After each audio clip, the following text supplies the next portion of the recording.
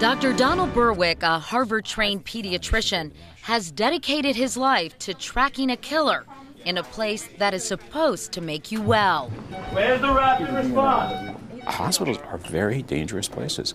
I don't know how to explain this to the public in a way that doesn't create too much fear, but they need to be realistic. And the technologies that help you can also hurt you, and they do it every single day.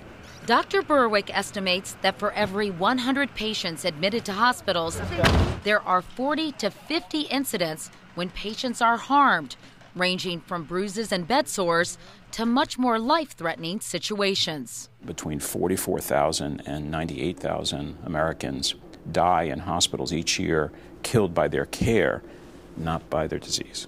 Do you hear from family members who say, all the time, my husband or wife or sister died and it didn't have to be?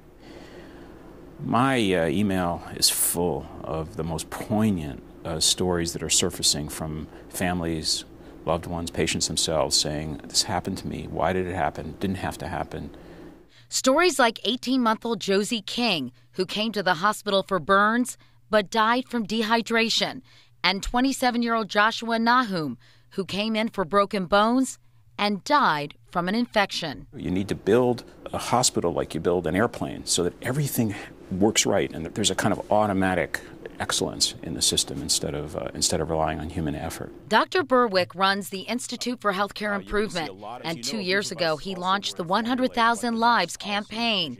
That's the number of lives he hoped to save by getting hospitals to have standard operating procedures for the way they care for patients, hooking up a ventilator properly to eliminate the risk of pneumonia, ensuring that a patient's medication is monitored from the ICU to the hospital room to home. Dr. Berwick says even something as simple as uniform hand washing requirements would cut hospital infections in half. So do you travel around and check out the hospitals and see what they're up to? Yeah, we have a campaign team that makes field visits all the time. We recently met Dr. Berwick at New York's Beth Israel Hospital, one of the more than 3,000 hospitals that has signed on to his campaign. Dr. Brian Cole is the hospital's director of infection control.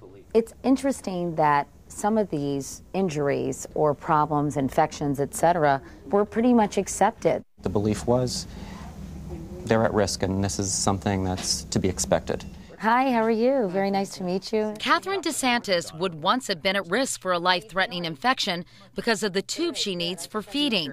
But new procedures, championed by Berwick, have greatly reduced the danger. We standardize practices so that the line is placed in a sterile manner. Dr. Cole says following the guidelines has saved untold lives. I'm feeling a lot more, even though I don't want to be in the hospital, a lot more comfortable being here. Meanwhile, the campaign does more than save lives. And this actually saves hospitals money?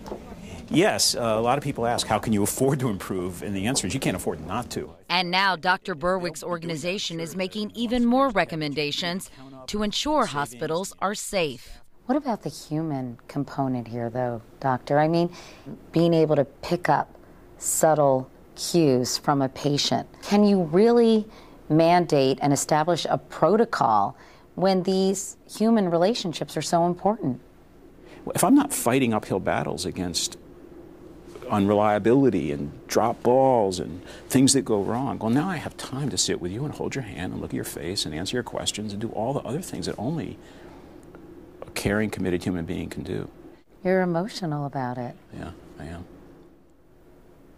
How come? It's in reach. It's in reach. You know, it's just a matter of will and leadership.